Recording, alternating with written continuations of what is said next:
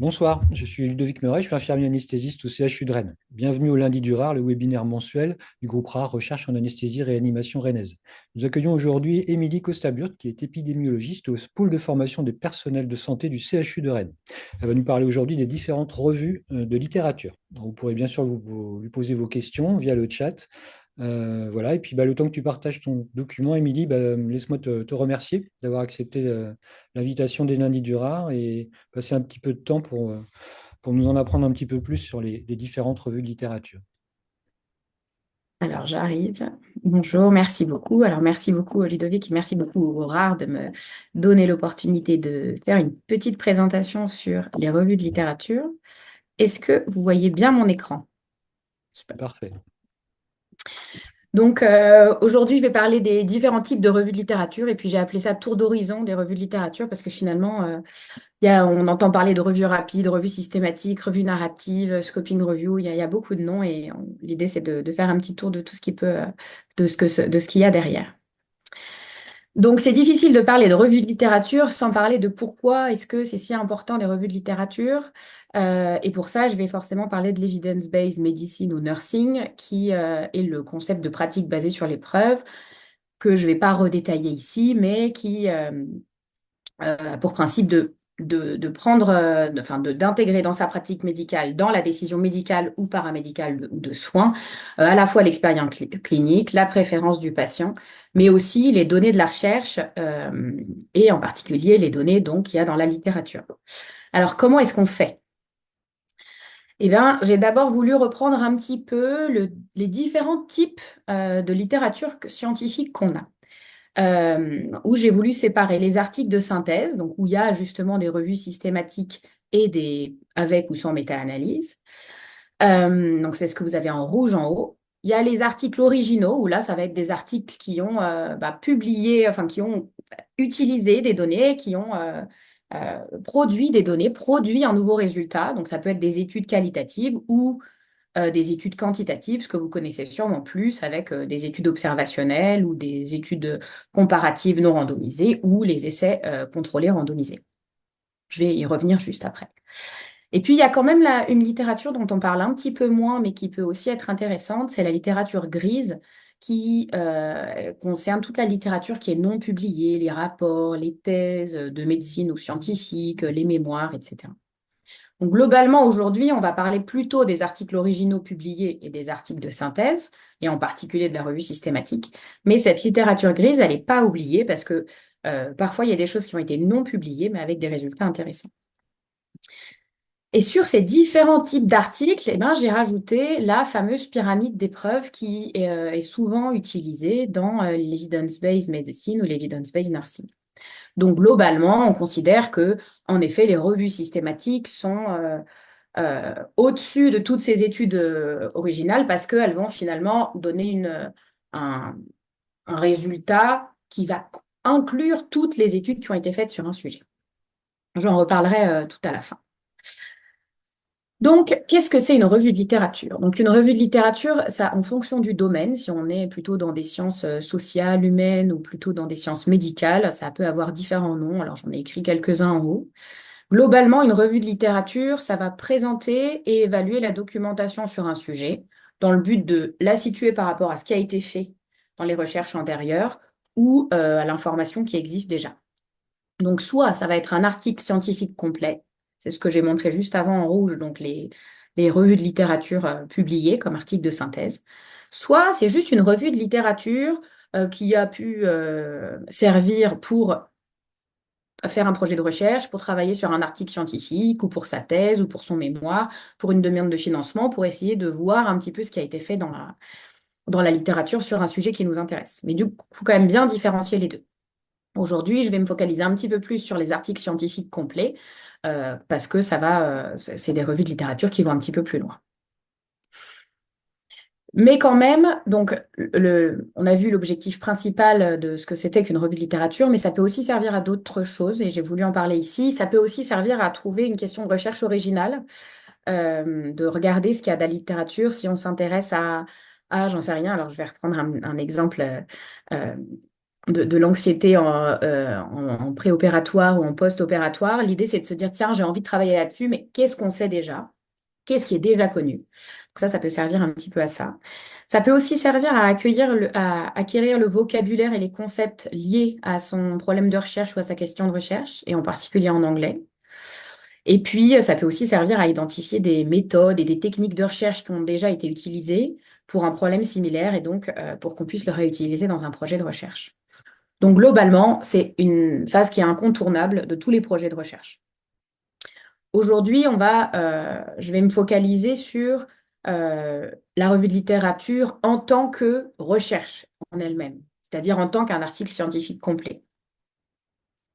Alors, j'ai essayé de résumer un petit peu avec une flèche les différents types de revues de littérature. Donc, je suis partie de la petite revue de littérature, enfin petite, qu'on utilise pour faire des articles scientifiques, une thèse, un mémoire, une demande de subvention, tout à gauche. Et puis après, avec la flèche, j'avance dans le niveau de rigueur méthodologique, le niveau de preuve et le niveau de fiabilité. Donc globalement, la première revue, ça, c'est une revue narrative. C'est une synthèse assez large avec une méthodologie qui est non standardisée, avec pas forcément exhaustive et possiblement biaisée. C'est-à-dire que sur un sujet, je suis allée récupérer beaucoup d'articles sur le sujet, mais voilà, je ne suis pas sûre du tout que j'ai pris tous les articles, pas sûre du tout que j'ai pris les articles qui allaient toujours dans le même sens ou voilà. Donc je peux avoir un résultat un peu biaisé, mais ça me permet d'avoir une vision d'ensemble. Euh, un peu en gris au-dessus, j'ai mis les scoping review ou examen de la portée.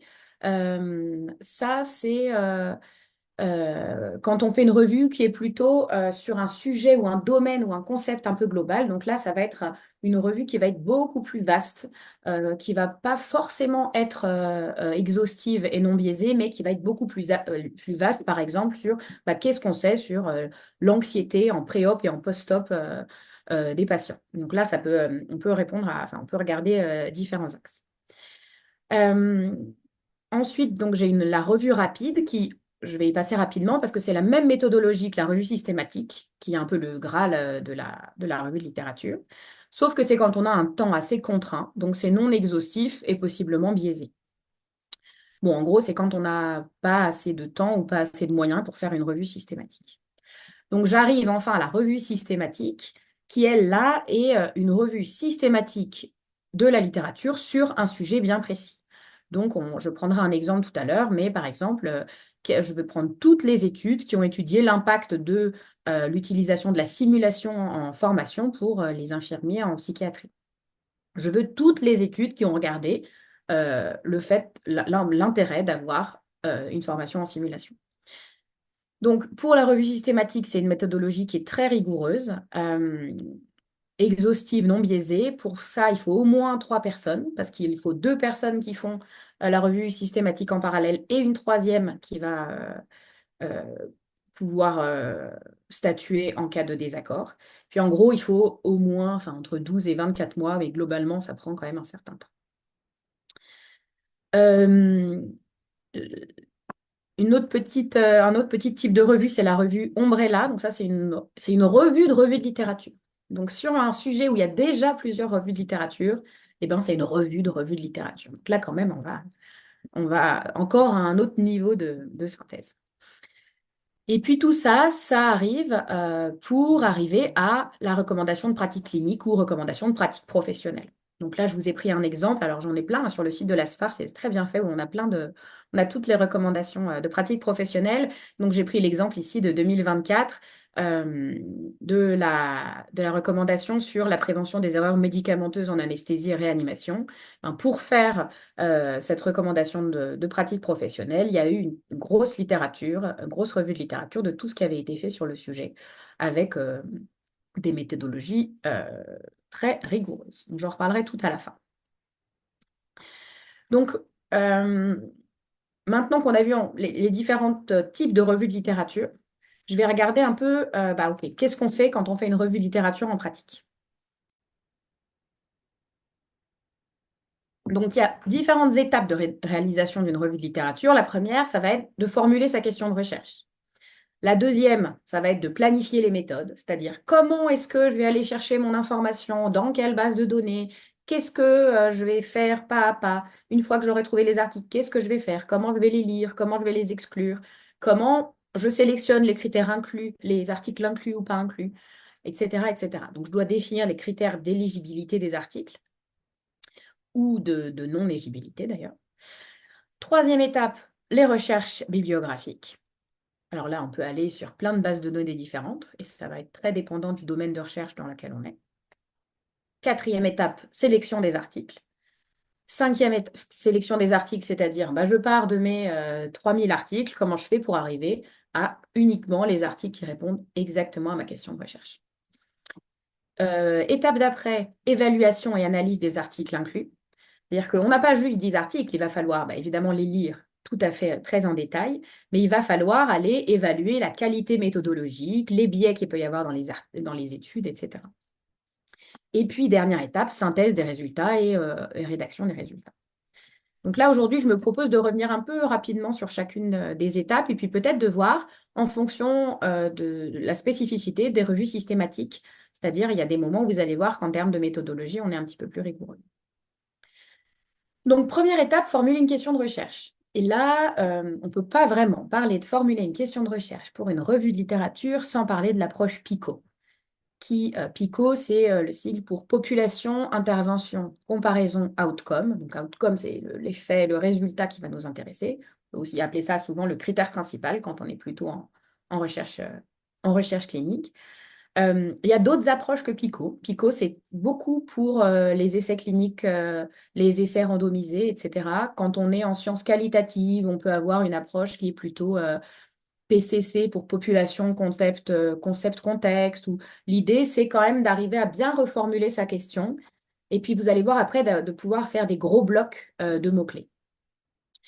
Donc, pour formuler cette question, je vous ai pris un petit exemple. Donc, l'exemple d'une revue qui est parue en 2022, dont j'ai parlé tout à l'heure. Dans la revue, il se posait la question de, chez les étudiants infirmiers en psychiatrie, quel est l'intérêt d'utiliser la simulation par rapport à la formation standard? Quel est l'intérêt d'utiliser la simulation en formation? Et puis, j'ai pris un deuxième exemple que j'ai trouvé chez le CEPIAS, je crois. Donc, il posait la question, chez les futurs opérés, faut-il pratiquer une douche pré-op avec un savon antiseptique par comparaison à une douche avec savon non antiseptique, dans le but de réduire l'incidence des infections du site opératoire? L'avantage de ces approches qui permettent un petit peu de structurer par bloc, c'est, on le verra après. Donc, première étape, définir la question de recherche. Deuxième étape, planification de la méthode. Donc là, c'est une étape qu'il ne faut pas négliger parce que c'est vraiment l'étape où on se dit, OK, j'ai ma question, maintenant, comment est-ce que je vais faire pour pouvoir trouver tous les articles qui répondent à ma question de recherche? Donc, je vais réfléchir à quelle base de données utiliser, quels mots-clés utiliser pour essayer d'être le plus exhaustif possible sur les articles qui traitent de ma question de recherche. Prévoir les outils pour évaluer la qualité ou le niveau de preuve de chaque étude. Bon, je les détaillerai après, mais ça, c'est quelle est la grille de biais que je vais utiliser pour pouvoir donner un score de biais ou de méthodologie à chaque étude. Puis, essayer que, évidemment, ce score il soit un peu comparable entre les études qu'on a inclus dans notre revue. Définir nos critères d'inclusion, d'éligibilité ou exclusion des articles.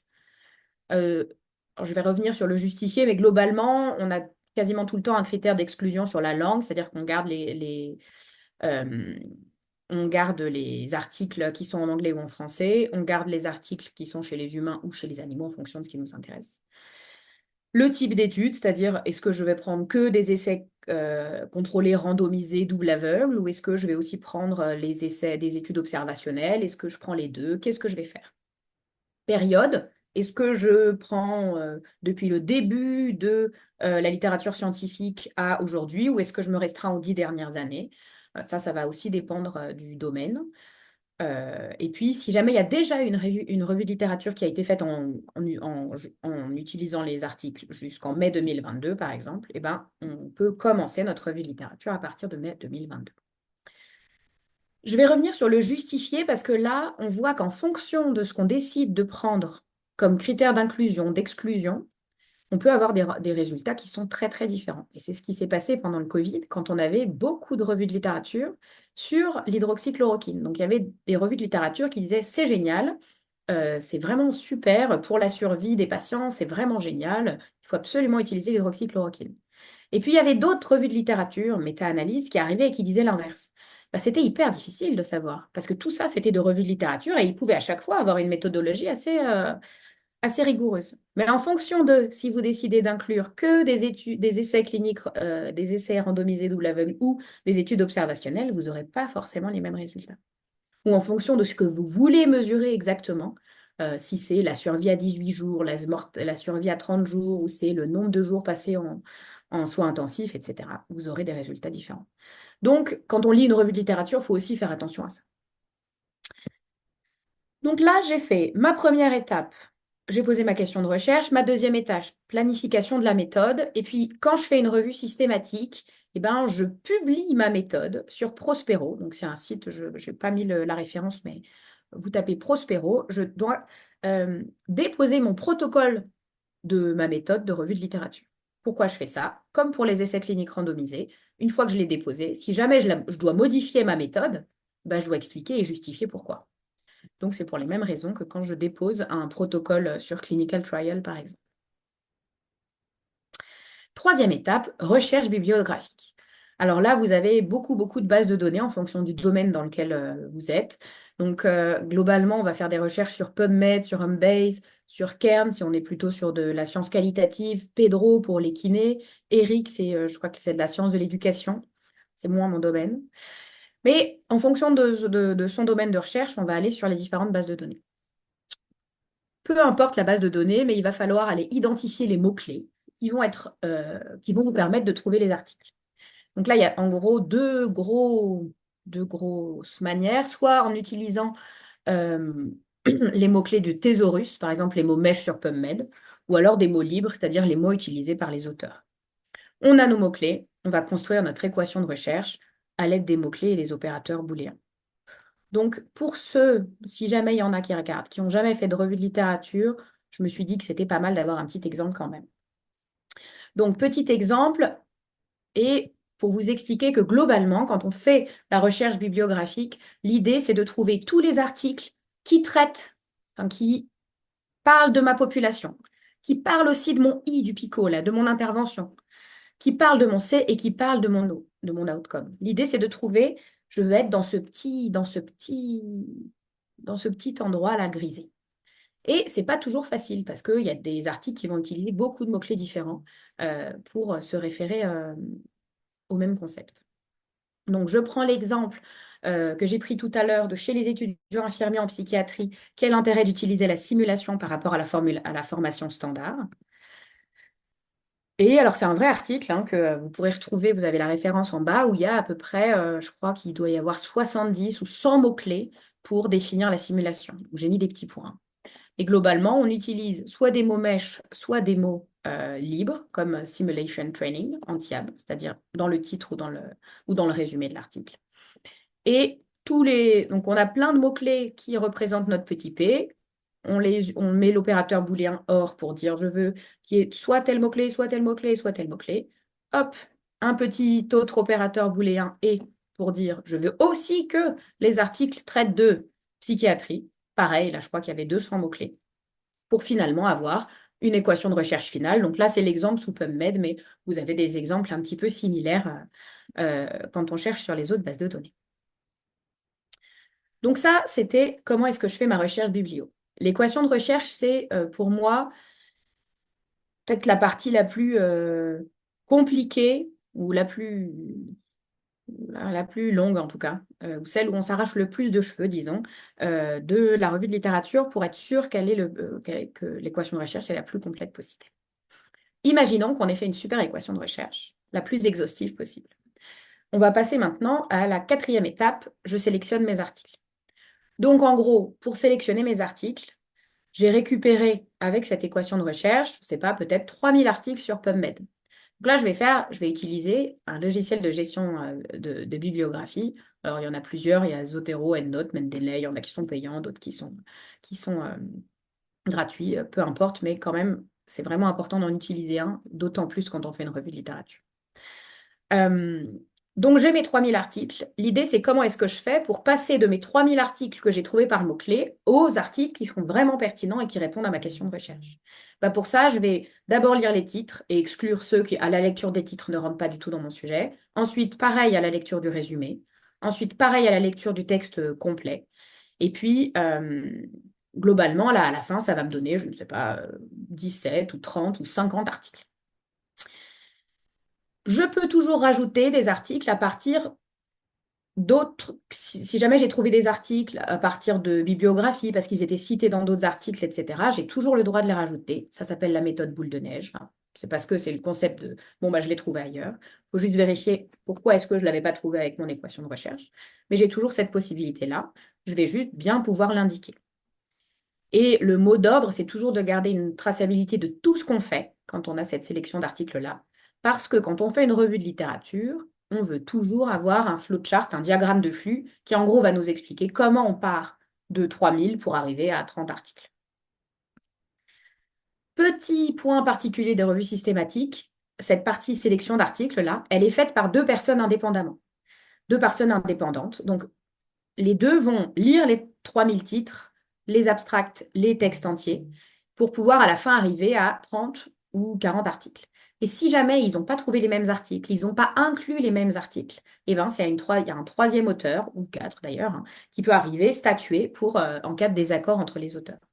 Donc ça permet aussi d'enlever le biais d'interprétation de la personne qui va lire les titres, les abstracts, etc. C'est pour ça qu'une revue systématique, c'est long et c'est coûteux parce que ben, ça veut dire en termes de coût humain, c'est quand même assez important. Alors là, je vous ai mis un exemple de flowchart, mais je vais passer au vrai exemple tout de suite. C'est l'article sur la formation en simulation des infirmiers pour quand même vous donner des idées de chiffres. Donc, ils sont partis de 74 500 études qu'ils avaient identifiées. Après, enlever les abstracts, ils en avaient 52 000. Ils ont lu en entier 1522 textes pour finalement inclure 11 essais cliniques randomisés dans leur méta-analyse. Je vais revenir tout à l'heure sur les méta-analyses, mais l'idée, c'est de pouvoir faire une analyse statistique qui va faire un résumé des résultats de toutes les études. Donc, on est quand même sur, pour les revues systématiques, on peut être sur un nombre très important d'articles. Étape d'après, qui devait peut-être s'appeler 5, mais étape d'après, ça y est, j'ai mes 30 articles. Maintenant, je vais devoir les lire et les analyser. Donc d'abord, je vais remplir un tableau hyper descriptif de façon systématique où pour chaque article, j'aurai le journal, l'auteur, la date de parution, le critère de jugement, la mesure de l'exposition ou de mon traitement, les résultats principaux, et puis peut-être que j'aurai d'autres colonnes qui vont se rajouter. Et puis, quand je vais lire mes articles, je vais globalement avoir peut-être des grands thèmes qui vont arriver et qui vont un petit peu apparaître. C'est ce qui me servira à rédiger mes résultats. Donc, je les ai lus, je les ai très bien définis et très bien détaillés dans un tableau Excel. Maintenant, je vais devoir évaluer leur score, enfin évaluer leur risque de biais ou leur score méthodologique pour savoir à quel point est-ce que je peux vraiment avoir confiance dans chaque article que j'ai inclus. Et alors là, eh ben, il y a des tonnes et des tonnes de différentes grilles de lecture. Euh, Parce que ça dépend du type d'étude. Est-ce que je suis dans un essai clinique randomisé? À ce moment-là, je peux utiliser la grille de Risk of Bias 2 de Cochrane, qui est super rigoureuse et très adaptée pour les essais cliniques randomisés. Pour les études observationnelles, je peux utiliser d'autres grilles. Parce qu'évidemment, les grilles ne sont pas adaptées à tous les types d'études. Pour les études qualitatives, j'ai encore d'autres types d'études. Pour les revues de littérature, si jamais je fais une revue de littérature, bah, je peux utiliser une grille de lecture qui s'appelle Amstar, etc., etc. Donc globalement, euh, les grilles de lecture, il en existe beaucoup et il faut que ce soit la plus adaptée à son type d'étude, mais aussi à son domaine. Donc il y a des grilles d'études spécifiques, par exemple, chez les kinés, etc., etc. Et puis, si jamais vous avez un sujet où vous incluez à la fois des essais cliniques randomisés et des études observationnelles, il faut essayer d'avoir une grille de lecture qui puisse regrouper les deux. Bref, pareil, cette partie-là où je vais lire chaque article et répondre à ma grille de lecture pour chaque article, dans une revue systématique, c'est fait par 2 personnes séparément et un troisième auteur qui statue en cas de désaccord. Ça, c'est pareil, c'est un gros travail. Là, je vous ai mis juste un petit exemple d'une grille de risque de biais. J'ai essayé d'en trouver une simple. L'idée, c'est qu'on va regarder, est-ce que, par exemple, là, l'avant-dernier, la 8, est-ce que les critères d'intérêt ont été mesurés de façon vraiment correcte? Si jamais il y a des risques de biais, bah, on va avoir plutôt un moins. Si jamais il y a a priori pas de risque de biais, on est plutôt sur un plus. Et donc, là, on voit que bah, les études 2 et 4, elles sont plutôt très peu biaisées par rapport aux autres études. Euh, Quand je fais cette partie-là, quand je fais une revue de littérature, que j'ai bien fait tous mes risques de biais, et que j'ai fait une revue systématique, je peux éventuellement faire une méta-analyse qui va, euh, en gros, obtenir un résultat global en poulant tous les résultats des études incluses, donc ça part avec des méthodes statistiques adaptées, hein. Ça va augmenter ma puissance statistique, mais par contre, attention, ça ne va pas du tout corriger le biais des études. Donc, si jamais j'ai plein d'études pas très bien faites, pleines de biais, mais que je crée un méga résultat, bah, ça sera un méga résultat, pas vrai du tout et très biaisé. Et puis, les difficultés, c'est que globalement, il faudrait que dans chaque étude, les expositions et les critères de jugement ou outcome, ils soient bien comparables, que les populations, elles soient bien comparables, etc., ce qui est relativement peu le cas. Ça, c'est un petit exemple de méta-analyse, toujours dans l'article sur la formation en simulation. Vous voyez là, par exemple, sur la connaissance, le deuxième tableau en bas, vous aviez 5 articles qui avaient regardé l'impact de la formation sur la connaissance, avec à chaque fois des petites tailles d'effets. Et puis, l'espèce de losange, là, c'est l'effet global, c'est-à-dire la statistique globale de l'intérêt de la formation en simulation sur la connaissance des infirmiers. Dernière étape, la rédaction. Pour ça, bah, il y a des guidelines. Il y a un guideline qui s'appelle Prisma, qui est très bien fait, qui permet de bien détailler tout ce qu'on doit faire quand on rédige une revue de littérature. Mais globalement, dans la rédaction, on va présenter la méthode utilisée, l'équation de recherche, le nombre d'articles à chaque étape et le nombre d'exclusions à chaque fois, en précisant bien les motifs, rédiger une synthèse des résultats, faire une discussion générale et puis présenter la liste des articles inclus, exclus, etc. Je vais un peu vite là, mais le guideline Prisma est très détaillé. Et puis pour finir, bon, bah là, c'est super, on a fait notre revue systématique avec ou sans méta-analyse. On va essayer de la publier maintenant. Mais je voudrais juste revenir sur la pyramide d'épreuves, parce qu'on a beaucoup en tête cette pyramide d'épreuves. Alors déjà, je ne sais pas si on a bien remarqué, mais cette pyramide d'épreuves-là, elle n'est pas du tout... enfin, elle n'inclut pas les études qualitatives qui ne sont pas vraiment... Enfin, le but d'une étude qualitative, c'est pas forcément d'avoir un niveau de preuve élevé, c'est plutôt de mieux comprendre un phénomène. Donc, c'est pas concerné par cette pyramide d'épreuves. Donc, on a globalement beaucoup vu cette pyramide d'épreuves, mais en fait, cette pyramide d'épreuves, elle est très, enfin, elle est très simplifiée. Parce qu'en fait, bah, si c'est mieux d'avoir un essai contrôlé randomisé très très bien mené que une revue systématique avec méta-analyse qui a été très mal menée et pleine de biais. Donc, eh ben, il n'y a pas forcément le petit côté rouge en haut avec les méta-analyses revues systématiques qui seront toujours au-dessus des études qu'on voit en bleu en bas. En particulier, il y a des choses à prendre en compte pour faire un upgrading ou downgrading sur l'échelle de la pyramide d'épreuves.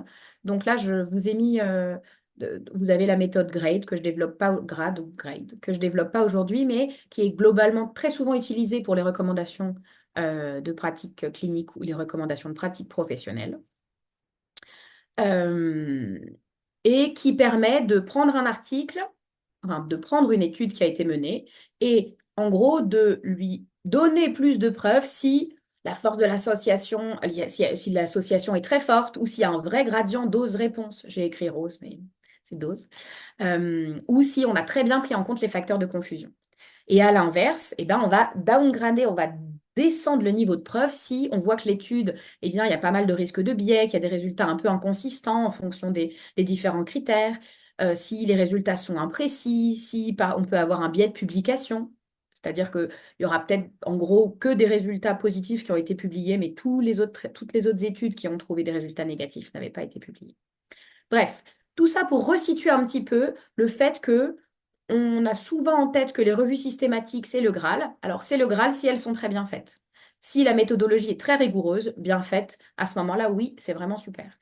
Et qu'elle inclut des articles qui sont aussi de bonne qualité. Parce que si une revue systématique inclut des articles de mauvaise qualité, elle-même, finalement, elle ne va pas être de bonne qualité.